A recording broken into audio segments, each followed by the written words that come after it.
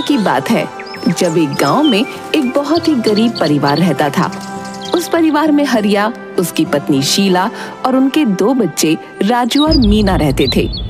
शीला बड़ी ही खड़ूस औरत थी जो हमेशा हरिया को दबा कर रखती थी और अपने बच्चों पर गुस्सा निकालती रहती थी। हरिया और बच्चे शीला से बड़े दुखी थे। हरिया एक हलवाई की दुकान पर काम करता था। उस दुकानदार का नाम मोटे लाला था। हरिया उसकी दुकान का सारा काम संभालता था। उसके बाद भी मोटे लाला हरिया को पूरे दिन सुनाता था। हरिया न घर से खुश था न बाहर जाकर। एक दिन की बात है जब मोटे लाला दुकान पर बैठा था, तभी वहाँ एक ग्राहक आता है। अरे भैया, 1 किलो जलेबी पैक करके दे दो। अरे ओ हरिया, अरे जल्दी से 1 किलो जलेबी पैक कर भाई। जी मालिक, अभी करता हूँ। हरिया देखता है कि चाशनी में एक छिपकली पड़ी है। अब वो घबरा जाता है कि आखिर वो करे तो क्या करे। अगर मैंने इस छिपकली के बारे में मालिक को बताया तो वो बहुत गुस्सा करेंगे, और ग्राहक के सामने बताऊं भी तो कैसे। मुझे कुछ तो करना पड़ेगा। मैं इस आदमी और इसके परिवार की जान खतरे में नहीं डाल सकता। हरिया उस ग्राहक के बारे में सोचता है और बाहर आता है। वो जलेबी तो खत्म हो गई। हैं? जलेबी खत्म हो गई? अरे अभी तो मैंने देखी थी। वो तो बिक गई मालिक। अच्छा ठीक है, मैं कहीं और से जलेबी ले लूंगा। ग्राहक वहाँ से चला जाता है। उसके बाद हरिया मोटे लाला को छिपकली के बारे में बताता है। मोटे लाला तो गुस्से में लाल हो जाता है। अरे तेरा क्या जा रहा था नालायक? अरे तुझे छिपकली थोड़ी पैक करके देनी थी, हैं? तुझे तो जलेबी देनी थी ना। अरे उस आदमी को बड़ा पता चल रहा था कुछ, हैं? पर मालिक, वो जलेबी खाकर उसको या उसके परिवार को कुछ हो जाता तो? अरे भाई, तू जा यहाँ से और किसी और जगह काम ढूंढ। अरे मालिक, ऐसा मत करो। मोटे लाला हरिया की एक नहीं सुनता और उसी वक्त उसे काम से निकाल देता है। हरिया बेचारा दुखी होकर घर आता है तो उसके बच्चे भूखे बैठे होते हैं। बाबा, आज तो आपको राशन लाना था ना। माँ कब से इंतजार कर रही है आपका। हाँ बाबा, और हम कब से भूखे बैठे हैं। क्या हुआ, जवाब दो, राशन क्यों नहीं लाए? वो मोटे लाला ने काम से निकाल दिया और 1 पैसा तक नहीं दिया। क्या? ऐसे कैसे निकाल दिया? ऐसी क्या बात हो गई? हरिया जब सारी बात शीला को बताता है तो शीला हरिया से बहुत लड़ती है और उसे उसी वक्त घर से निकाल देती है। बेचारे बच्चे ये सब अपनी आंखों के सामने होते देख रहे थे। वो एक बार को अपने बाबा को रोकते भी हैं, पर तभी शीला उनको जोर से डांटती है। ज्यादा तरफदारी की तो तुम दोनों को भी बाहर कर दूंगी। और हाँ, तुम तो अब तभी घर में घुसना जब तुमको कोई काम मिल जाए। ऐसा क्यों कर रही हो? मैं कोई काम ढूंढ लूंगा। तुम ऐसे मुझे घर से तो मत निकालो। अगर तुम घर से नहीं गए तो मैं चली जाऊंगी। नहीं, मैं ही चला जाता हूँ और जल्द ही कोई काम ढूंढ लूंगा। हरिया बड़ा उदास होकर वहाँ से चला जाता है। उसके बच्चे राजू और मीना भी बड़े उदास हो जाते हैं। हरिया घर से अकेले रात को निकल पड़ता है, पर उसे ये नहीं पता होता कि उसे जाना कहाँ है। वो बस बिना सोचे समझे चलता ही जाता है। रास्ते में उसे एक घना जंगल मिलता है। हे राम, मैं तो चलते चलते पता नहीं कहाँ तक आ गया। अब एक काम करता हूँ कि यहीं बैठकर थोड़ा आराम करता हूँ। हरिया एक पेड़ के नीचे बैठ जाता है और थोड़ा आराम करने लगता है। अब हरिया को बहुत तेज भूख लगने लगती है। उसने आखिर सुबह से कुछ खाया नहीं था। हरिया भूख की वजह से सो भी नहीं पा रहा था। वो ऊपर देखता है और भगवान से प्रार्थना करने लगता है। तभी उसकी नजर उसी पेड़ पर लगे अजीब से फल पर जाती है। हरिया खड़ा होता है और उस फल को देखने लगता है। ये फल कितना अलग है और सुंदर भी। ऐसा फल तो मैंने आज से पहले कभी देखा ही नहीं। दिखने में ये फल जितना सुंदर है, खाने में उतना ही ज्यादा स्वादिष्ट भी होगा।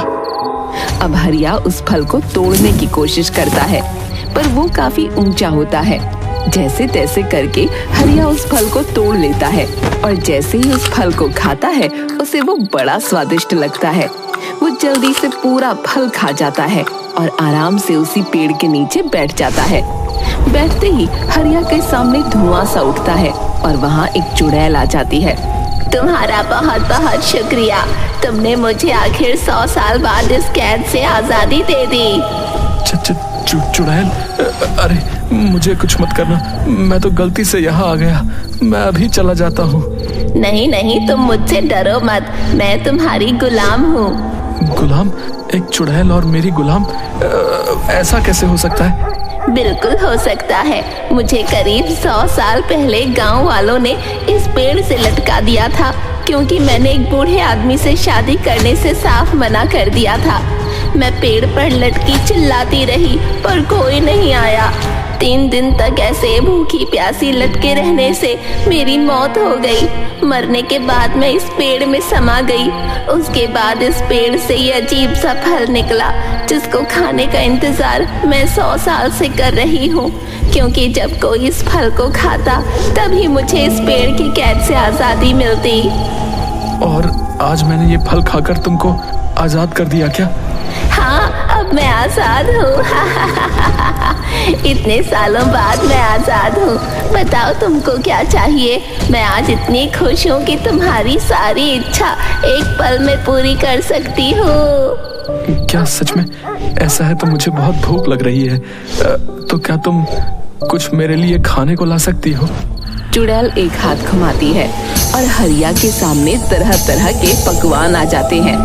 हरिया तो ये सब देख एकदम चौंक जाता है। वो जल्दी जल्दी सब उठाकर खाने लगता है, पर तभी उसको अपने बच्चों का ख्याल आता है और वो खाते खाते रुक जाता है।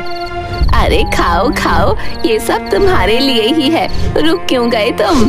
कुछ नहीं, बस ऐसे ही। बताओ क्या हुआ, और तुम आखिर इस घने जंगल में क्यों आए थे? हरिया चुड़ैल को पूरी कहानी सुनाता है।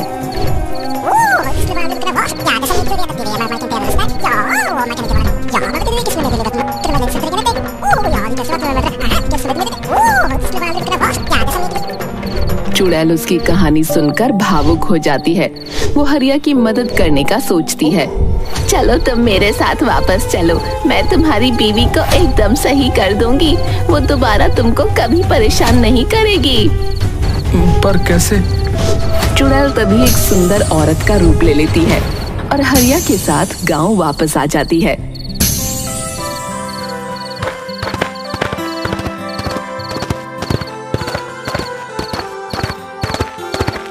उसके बाद वो हरिया के घर के सामने हरिया के साथ रहने लगती है। लक्ष्मी आंगन में बैठकर चटनी कूट रही थी। जब शीला सुबह उठकर उस सुंदर औरत को देखती है तो बड़ी हैरान हो जाती है कि आखिर ये कौन सुंदर औरत उसके घर के सामने आकर रहने लगी। वो उसके पास जाकर पूछने ही वाली होती है कि तभी अंदर से हरिया बाहर निकल कर आ जाता है। अरे लक्ष्मी, तुम यहाँ क्या कर रही हो? मैं कब से तुमको ढूंढ रहा हूँ। अरे आप उठ गए? देखो मैं आपके लिए आपकी मनपसंद कच्चे आम की चटनी बना रही हूँ। अरे वाह, क्या बात है, तुम कितना ख्याल रखती हो मेरा। कच्चे आम के नाम से मुंह में पानी आ गया। बस थोड़ा सब्र करिए, अभी थोड़ी देर में खा लेना चटकारे मारकर। हाँ, जल्दी करो, अब नहीं रहा जाता। हरिया को देख शीला तिलमिला जाती है और चिल्लाने लगती है। तुम इस औरत के साथ क्या कर रहे हो? तुमको तो मैंने कल रात ही घर से निकाल दिया था ना, और आम की चटनी के चटकारे के बहुत मजे आ रहे हैं तुम्हें, हैं? हाँ तो तूने तो निकाला ना और मैंने रख लिया। अब तो कोई नहीं होती इनको कुछ कहने वाली, समझी? चल जा यहाँ से और मैं अपने हरिया को जो मर्जी खिलाऊं। तुम होती कौन हो मुझे रोकने वाली?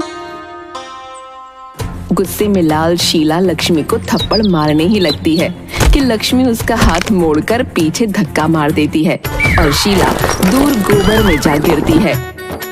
लक्ष्मी, हरिया और बच्चे सब हंसते हैं। तुम दोनों भी मुझ पर हंसोगे? तुम्हारा बाप दूसरी औरत ले आया और तुमको कोई फर्क नहीं पड़ रहा। चलो निकलो तुम दोनों अभी के अभी यहाँ से। राजू और मीना रोते हुए हरिया के पास आ जाते हैं और हरिया दोनों बच्चों को प्यार से गले लगा लेता है। आओ बच्चों, मैंने आज आलू पूरी बनाई है, चलो तुमको खाने को देती हूँ। मरने दो ऐसी औरत को अकेले। हम सब एक परिवार की तरह खुश रहेंगे और मजे करेंगे। क्या सच में? हमें बहुत भूख भी लगी थी। माँ तो कल से ही हमें मार रही है, जैसे बस अपना गुस्सा निकालने के लिए घर में रखा था। अच्छा, वहाँ जाकर बातें आ गई तुम दोनों को? मैं अभी देखती हूँ और ये औरत कब तक रखेगी तुमको। हरिया, लक्ष्मी और दोनों बच्चे बड़े ही खुशी खुशी साथ रहने लगते हैं। लक्ष्मी सबका बड़ा ध्यान रखती है। ये बात बस हरिया को पता थी कि लक्ष्मी असलियत में एक चुड़ैल है, जो रात को 12 बजे से सुबह 4 बजे तक चुड़ैल के रूप में आ जाती है। सब कुछ वो चुड़ैल हरिया का एहसान उतारने के लिए कर रही थी और सब कुछ अच्छा भी चल रहा था। चुड़ैल हरिया की अपनी एक किराने की दुकान भी खुलवा देती है। आज से आप इस किराने की दुकान का काम अच्छे से संभालिए, देखना कुछ दिनों में सब कुछ बढ़िया हो जाएगा। हाँ लक्ष्मी, तुम्हारे ये उपकार मैं कभी नहीं भूलूंगा। अरे हमारी दुनिया में भी कुछ उसूल होते हैं, बस अपने ऊपर तुम्हारा कर्ज नहीं छोड़ना चाहती, इसलिए मतलबी तो मैं भी हूँ ना। अब काम संभालो, मैं बच्चों के लिए कुछ मजेदार सा खाना बना देती हूँ। हाँ ठीक है। शीला ये देख बड़ी दुखी होती है। वो बिल्कुल अकेली पड़ जाती है। दूसरों के घर में काम करके वो अपना पेट तो पाल लेती है, पर बिना पति और बच्चों के उसका जरा भी मन नहीं लगता। मेरी किस्मत में इतने दुख होंगे सोचा ना था। दूसरों के घर बर्तन साफ कर करके तंग आ गई हूँ, लेकिन किया भी तो अपना ही भुगत रही हूँ। अपने पति को तो मैंने ही सताया ना। अच्छी भली जिंदगी चल रही थी मेरी, भगा दिया उसे। अब झेलो। हाय मैं क्या करूं? अब मेरे बच्चे पता नहीं क्या कर रहे होंगे। एक रात जब शीला को सबकी बहुत याद आती है, वो चुपके से लक्ष्मी के घर जाकर खिड़की से अंदर झांकने लगती है। उसी वक्त लक्ष्मी उसके सामने चुड़ैल का रूप बदलकर जंगल की ओर जाने लगती है। ये लक्ष्मी तो एक चुड़ैल है। हे भगवान, ये मेरे पति और बच्चे किस चुड़ैल के चक्कर में आ गए? तभी मैं सोचूं, मेरा सीधा साधा पति और बच्चे इसके गुणगान कैसे गा रहे हैं। मुझे इनको इस चुड़ैल के चंगुल से बचाना होगा। शीला जल्दी से अंदर जाती है और हरिया को सारी बात बताती है। हरिया तो पहले से ही सब जानता था और शीला की बात पर वो ध्यान नहीं देता। देखो, तुमने कभी मेरी और बच्चों की कदर नहीं की, हमेशा अपना ही सोचा। अब ये चुड़ैल हो या कोई भी हो, हम तो इसी के साथ रहेंगे। शीला बहुत रोती है और जल्दी से जंगल की तरफ भागती है।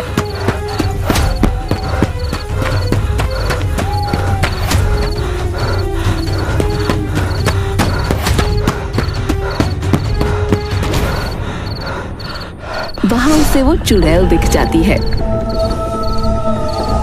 शीला उसके पैरों में गिरकर रोने लगती है। छोड़ दो मेरे बच्चों और पति को।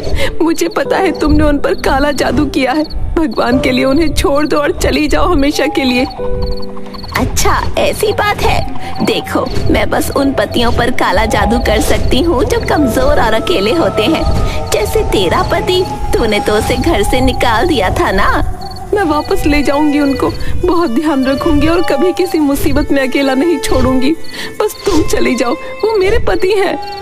ठीक है, अभी तो मैं जा रही हूँ, पर अगर तूने दोबारा हरिया को अकेला छोड़ा तो मैं वापस आ जाऊंगी, वो भी हमेशा के लिए। शीला उस चुड़ैल से वादा करती है कि वो हमेशा हरिया और बच्चों के साथ अच्छे से रहेगी। चुड़ैल शीला की बात मानकर वहाँ से गायब हो जाती है। उसके बाद शीला अपने परिवार के साथ खुशी खुशी रहने लगती है, सबका ध्यान रखती है